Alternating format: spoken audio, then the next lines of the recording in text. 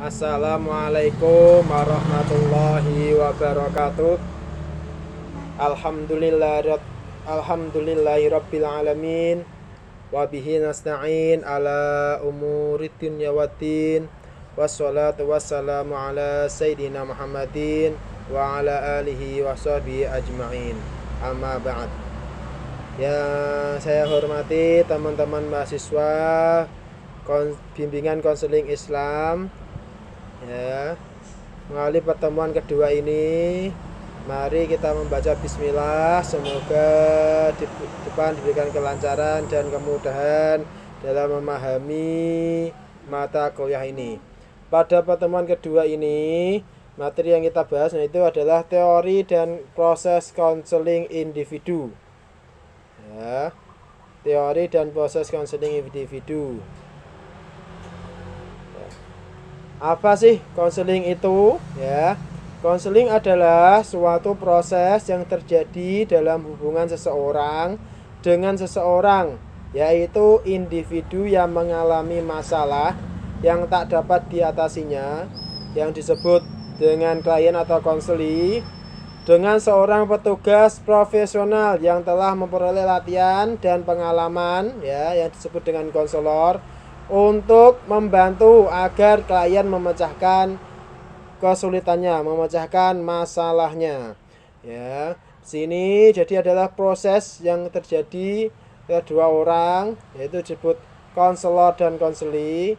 Ya, yang membantu konselor membantu konseli dalam mengatasi masalahnya, memecahkan masalahnya. Selanjutnya, pengertian konseling secara etimologi adalah nasihat, anjuran, dan ajaran. Dengan demikian, konseling dapat diartikan sebagai pemberian nasihat, pemberian anjuran, dan pembicaraan dengan bertukar pikiran.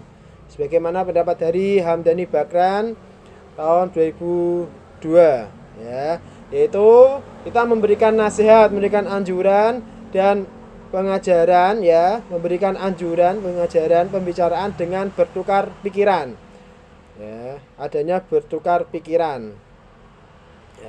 Yang kedua, konseling menurut Caesar dan Stone dalam Juntika adalah upaya membantu individu melalui proses interaksi yang bersifat pribadi antara konselor dan konseli agar konseli mampu memahami diri dan lingkungannya, mampu membuat keputusan dan menentukan tujuan berdasarkan nilai yang diyakininya, sehingga konseli merasa bahagia dan efektif perilakunya. Jadi adalah upaya bantuan kepada seseorang melalui proses interaksi yang bersifat pribadi, yaitu dengan klien, konselor dengan klien, supaya apa? Klien atau konseli bisa memahami diri dan lingkungannya, mampu membuat keputusan sehingga masalahnya selesai dan klien merasa bahagia dan efektif perilakunya. Ya. Yang ketiga, konseling adalah hubungan timbal balik antara dua orang, di mana untuk mencapai pengertian tentang dirinya dalam hubungan dengan masalahnya, masalah-masalah yang dihadapinya, ya, itu adalah berarti ada hubungan timbal balik antara konselor dan konseli, supaya apa? Konseli atau klien mengerti tentang dirinya dalam hubungan untuk pemecahan masalah yang sedang dihadapinya. Nah, selanjutnya konseling dalam Islam, ya, yaitu merupakan suatu aktivitas memberikan bimbingan, pelajaran, dan pedoman pada individu yang meminta bimbingan, ya, yang disebut dengan klien. Dalam hal ini, bagaimana seharusnya seorang klien dapat mengembangkan potensi akal pikirannya, kejiwaannya, keimanannya, dan keyakinan, serta dapat menanggulangi problematika hidup dan kehidupan yang baik dan benar secara mandiri, sebagaimana dalam Al-Quran dan As-Sunnah. Ya, jadi untuk konseling Islami itu adalah memberikan petunjuk memberikan bantuan pada seorang supaya apa? Untuk kembali ke jalan yang benar sesuai dengan Al-Quran dan hadis. Ya, ini juga untuk membantu masalah-masalahnya, jadi mengembangkan potensi akal pikirannya, membantu kejiwaannya dan keimanannya dalam berketuhanan. Ya, dalam surah At-Tin dijelaskan, ya, Bismillahirrahmanirrahim. Laqad khalaqnal insana fi ahsani taqwim summa radadnahu asfala safilina illal ladzina amanu wa amilus solihati falahum ajrun ghairu mamnun. Ya, sesungguhnya kami Allah telah menciptakan manusia dalam bentuk yang sebaik-baiknya. Kemudian kami kembalikan dia ke tempat yang serendah-rendahnya, ya, itu neraka, kecuali orang-orang yang beriman dan mengerjakan kebajikan atau kebaikan, maka mereka akan mendapat pahala yang tidak ada putus-putusnya. Jadi konsep konseling Islam itulah Allah sudah menciptakan manusia pada bentuk yang sempurna, yang sebaik-baiknya. Kemudian Allah memberikan cobaan, memberikan masalah dan timbannya, ya. Dan dikembalikan dia ke tempat yang serendah-rendahnya, baik dimasukkan ke dalam neraka. Kecuali, ya, orang-orang yang selamat, yaitu orang-orang yang beriman dan mengerjakan kebaikan, maka mereka akan mendapatkan pahala yang tidak ada putus-putusnya. Ya. Jadi konsepnya itu adalah masalah itu dunia kita kembalikan kepada Allah, ya. Orang-orang yang selamat itu adalah orang-orang yang beriman dan mengerjakan kebaikan. Ya. Konseling dalam Islam juga disebut dengan al-irsyad atau al-itisyarah, ya. Yang secara etimologi kata irsyad itu berarti al-huda, ya, yaitu berarti petunjuk. Kata al-irsyad banyak sekali ditemukan dalam Al-Quran dan hadis. Nah, dalam Al-Quran sendiri, bukan dalam surat Al-Kahfi ayat 17, "May yahdillahu fahuwal muhtadi, wa may yudlil falan tajida lahu waliyyan mursyida." Ya, "May yahdillahu fahuwal muhtad." Barang siapa yang diberi petunjuk oleh Allah, ya, maka dialah yang mendapat petunjuk. Wa may yudlil falan tajida lahu waliyyan mursyida. Ya, dan barang siapa yang disesatkannya, maka kamu tidak akan mendapatkan seseorang pemimpin pun yang dapat memberi petunjuk kepadanya. Ya, jadi konseling ini adalah sebagai petunjuk, ya, artinya petunjuk. Jadi konselor berupaya memberikan petunjuk, memberikan jalan yang benar pada klien untuk mengatasi masalahnya. Ya. Tempat konseling individu adalah proses pemberian bantuan yang dilakukan melalui wawancara konseling, ya, oleh seorang ahli yang disebut konselor kepada individu yang sedang mengalami suatu masalah atau klien yang bermuara pada teratasinya masalah yang dihadapi oleh klien. Bagaimana Prayitno dan Emnan Amti 1994. Jadi proses konseling individu adalah proses pemberian bantuan melalui wawancara konseling, ya. Wawancara konseling, bukan wawancara biasa, cuma ada wawancara konseling yang dilakukan oleh seorang ahli, yaitu konselor, kepada individu supaya apa? Supaya untuk mengatasi masalah yang sedang dihadapi oleh individu, ya. Konseling individu adalah kunci semua kegiatan bimbingan dan konseling, ya. Karena jika menguasai teknik konseling individu, berarti akan mudah menjalankan proses konseling yang lain. Nanti ada konseling kelompok, ya. Proses konseling individu berpengaruh besar terhadap peningkatan klien. Karena pada konseling individu, konselor berusaha meningkatkan sikap individu dengan cara berinteraksi selama jangka waktu tertentu, dengan cara bertatap muka secara langsung untuk menghasilkan peningkatan pada diri klien. baik cara berpikir, berperasaan, sikap dan perilaku. Maulipah 2011. Ya. Jadi konseling individu itu adalah kunci dari semua kegiatan bimbingan dan konseling. Ya. Karena apa? Dengan individu kita dengan tatap muka kita bisa membantu klien, ya, meningkatkan diri pada klien, meningkatkan potensinya, ya, membantu merubah cara berpikir yang lebih positif, ya, membantu dalam bersikap dan membantu dalam perilaku yang positif, ya. Banyak sekali teknik-teknik konseling individu, ya. Nanti saya jelaskan ya dulu. Ya. Ini adalah bagian tentang konseling itu sendiri, ya. Konseling itu berupa bantuan yang diberikan pada klien, ya, untuk memecahkan masalahnya, masalah pribadi klien, ya. Yang kedua, menumbuhkan perkembangan secara optimal pada diri klien ke arah yang dipilihnya. Ya. Ketiga, yaitu peningkatan kualitas efektif daily living, yaitu adalah kehidupan yang positif, ya. Kehidupan yang lebih efektif. Jadi di sini konseling adalah membantu memecahkan masalah dan menumbuhkan perkembangan pribadi secara optimal ke arah yang dipilihnya dan meningkatkan kualitas hidup yang efektif atau hidup yang lebih positif.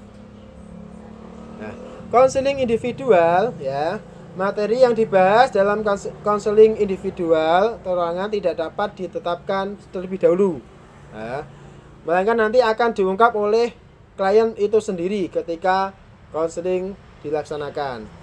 Apapun masalah yang diungkapkan oleh klien, baik itu masalah pribadi, masalah sosial, masalah belajar, masalah karir dan lain sebagainya, nah, maka masalah itulah yang dibahas dalam konseling individu, ya.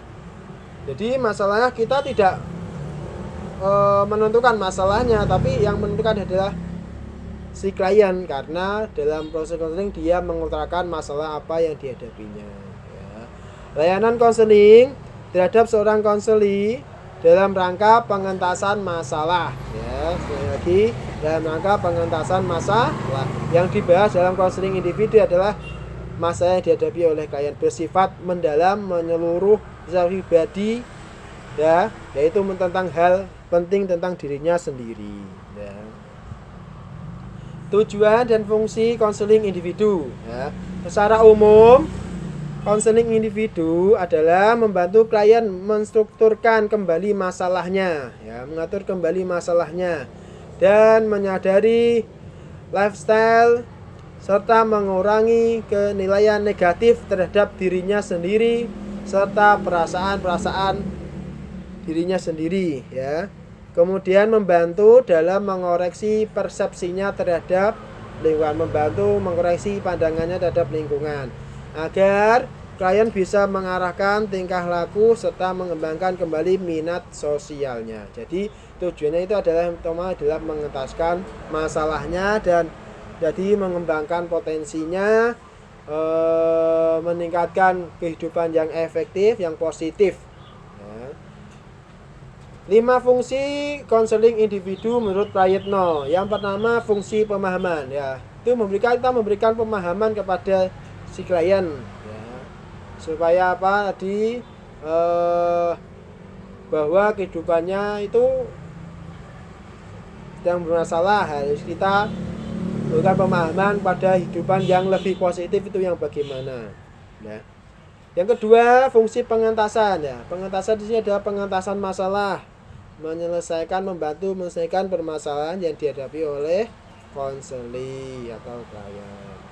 Yang ketiga, fungsi pengembangan dan pemeliharaan, ya. Dalam proses konseling individu, ya, kita juga mengembangkan potensinya, mengembangkan pikiran-pikiran positifnya, dan juga kita memelihara. Jadi memelihara yang sudah baik kita penguatkan, kita berikan penguatan tersebut, ya. Yang keempat yaitu fungsi pencegahan. fungsi pencegahan. Supaya apa? Supaya klien tidak terjerumus pada masalah yang sama. Supaya klien bisa mengantisipasi, oh berarti saya sudah pernah mengalami masalah seperti ini, saya bisa misalkan seperti ini, saya tidak akan kembali lagi pada masalah yang sama ya. Yang kelima adalah fungsi advokasi, pendampingan ya. Jadi seorang konselor ketika sudah melaksanakan konseling individu, dia harus jangan lepas tangan, tapi kita memberikan pendampingan kepada si klien ya. Kita pantau terus perkembangannya, apakah sudah berperilaku hidup yang positif. Beberapa pendekatan atau teori konseling ya, ini ada beberapa pendekatan yang sangat ya, ini saya sebutkan nanti ini akan dibahas oleh teman-teman pada makalah-makalah berikutnya ya. Yang pertama adalah konseling psikoanalisis klasik, Sigmund Freud ya. Ada juga konseling ego. Ada juga konseling psikologi individual. 4, ada konseling analisis transaksional ya. Ada konseling self atau client center. Yang keenam ada konseling gestalt ya. Yang ketujuh ada konseling behavioral. 8 konseling realitas. 9 konseling rasional emotif ya. 10 konseling pancawaskita ya, dari guru besar IKI Padang Profesor Dr. Prayetno ya.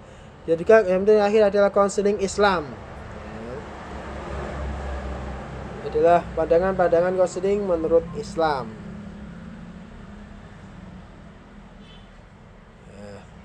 Proses layanan konseling individu ya, yaitu adalah peristiwa yang telah berlangsung dan memberi makna bagi peserta konseling tersebut, konselor dan klien ya. Adalah peristiwa yang sangat bermakna yang dilakukan oleh konselor dan klien ya.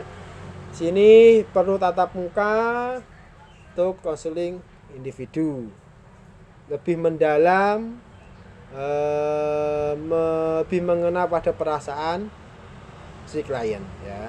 Tahapan-tahapannya dan proses konseling individu, yang pertama itu tahap awal konseling ya. Yang pertama ya, dalam itu membangun hubungan konseling yang melibatkan klien. Jadi pertama klien kita paling datang kepada konselor ya, terjalinlah hubungan yang baik dengan antara konselor dan klien ya. Terus yang kedua, memperjelas dan mendefinisikan masalah ya. Mungkin klien akan mengutarakan masalahnya ya. Kita harus jelas memperjelasnya, apakah masalahnya tentang kehidupan pribadinya atau kehidupan orang lain ya. Yang ketiga, membuat penafsiran dan penjajakan ya. Kadangkala si klien itu permasalahannya masih menggambar ya, belum jelas, masih membahas tentang ini itu lah. Sehingga konselor itu harus memberikan penafsiran ya, penjajakan. Mungkin yang dihadapinya adalah masalah pribadinya, masalah pikirannya ya. Terus yang keempat adalah menegosiasikan kontrak. Nah, menegosiasikan kontrak itu adalah mungkin layanan konseling itu tidak cukup satu kali, mungkin bisa 2 kali atau 3 kali ya konseling. Nah, ada tindak lanjutnya. Menegosiasikan kontraknya kita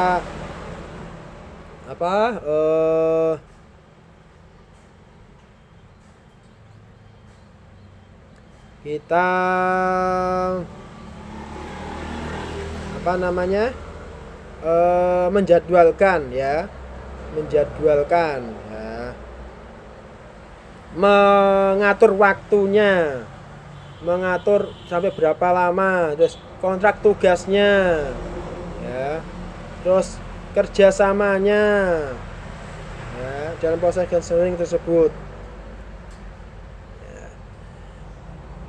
Ya. Artinya apa? Itu adalah saling apa namanya? Timbal baliknya ya. Ada kontrak waktunya berapa lama dalam proses tersebut.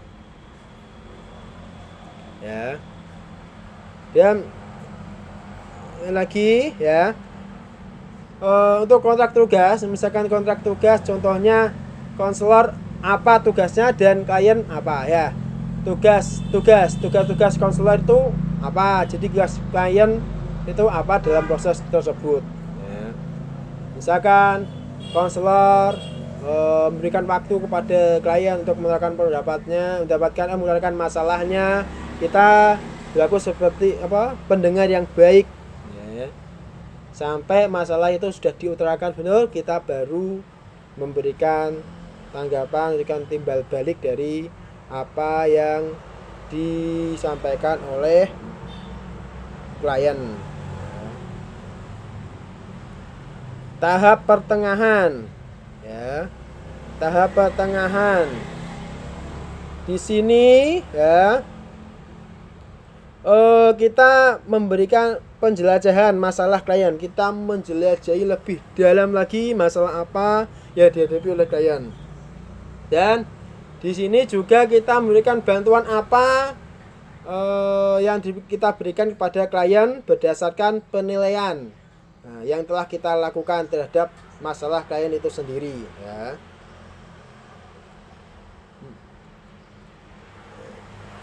Menilai kembali masalah klien, mungkin masalah klien itu seperti apa ya. Kita membantu klien memperoleh apa, pandangan baru, alternatif baru yang mungkin berbeda dari sebelumnya. Dalam rangka apa? Dalam rangka mengambil keputusan dan tindakan untuk kehidupan yang lebih positif, untuk membantu menyelesaikan masalahnya. Sini juga menilai kembali masalah klien akan membantu klien untuk memulai perspektif baru, alternatif baru, dan mengambil keputusan. Tahap akhir konseling ya, tahap akhir konseling.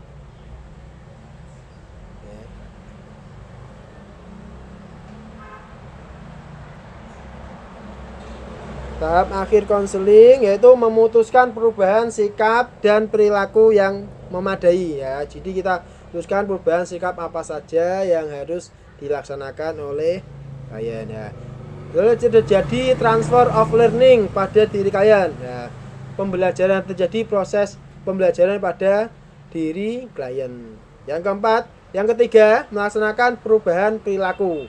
Jadi kesepakatan yang telah disepakati pada tahap kedua tadi ya, itu apa namanya, dilaksanakan oleh klien ya, melaksanakan perubahan perilaku apa saja yang harus dirubah ya, dan mengakhiri hubungan klien. Mengakhiri hubungan klien ya harus sesuai dengan persetujuan klien ya. Sebelum ditutup ada beberapa tugas klien, yaitu yang pertama membuat kesimpulan ya mengenai hasil proses konseling yang telah dilaksanakan. Yang kedua, mengevaluasi jalannya proses konseling. Yang ketiga, membuat perjanjian lagi untuk pertemuan berikutnya. Jadi untuk akhir itu pertemuan lanjutan, apakah bersedia untuk pertemuan lanjutan, apakah masalah yang dihadapi sudah benar sudah selesai atau bagaimana, apakah mungkin ada belum terselesaikan, bisa disampaikan pada pertemuan berikutnya ya. Beberapa indikator keberhasilan konseling ya. Yang pertama, menurunnya kecemasan pada diri kalian. Kalian sudah merasa puas, merasa bahagia ya, tidak cemas lagi. Nah, yakin masalahnya sudah nanti masalahnya akan selesai, makanya sudah terentaskan, terselesaikan ya, sehingga kecemasan itu menurun ataupun hilang ya. Yang kedua, adanya perubahan perilaku klien ke arah yang lebih positif, sehat dan dinamis. Yang ketiga, adanya rencana hidup masa depan yang akan datang dengan program yang jelas. Jadi kalian punya pandangan masa depan kehidupan, program yang jelas, program-programnya yang jelas, hidupannya jelas. Oh, ke depan saya melakukan seperti ini. Nah, sehingga tadi kecemasan itu sudah hilang. Yang keempat, terjadinya perubahan sikap positif ya. Misalkan sikapnya negatif, memiliki masalah, dia ke depan setelah melakukan konseling terjadi perubahan sikap yang lebih positif ya. Mungkin itu dari saya ya. Untuk pertemuan ketiga dan seterusnya nanti dari teman-teman mahasiswa. Semoga pada bulan ketiga nanti semua makalah bisa dikumpulkan, bisa diserahkan kepada saya melalui email ya, dikirimkan kepada saya melalui email ya. Nanti kita akan bagikan ya. Paham kan ini kenapa saya haruskan membuat video presentasi ya, supaya apa, nanti teman-teman bisa menontonnya kapan saja ya. Mungkin nanti sebelum UTS nanti mungkin, atau pertemuan keempat nanti mungkin juga dengan menggunakan Google Meet ya, atau Zoom ya. Tidak harus menggunakan Google Meet atau Google Zoom terus, tapi cukup mungkin teman-teman membuat video presentasi yang ditonton oleh teman-teman kapan saja dengan waktu yang bebas, yang lebih fleksibel, lebih santai daripada Google Meet kita harus menjadwalkan jam sekian ya.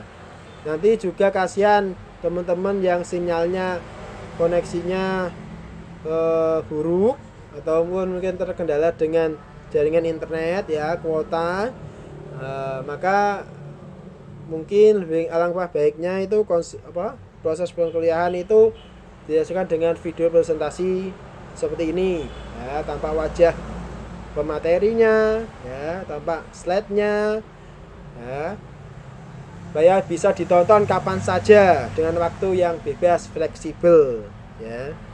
Mungkin itu dari saya. Wassalamualaikum warahmatullahi wabarakatuh.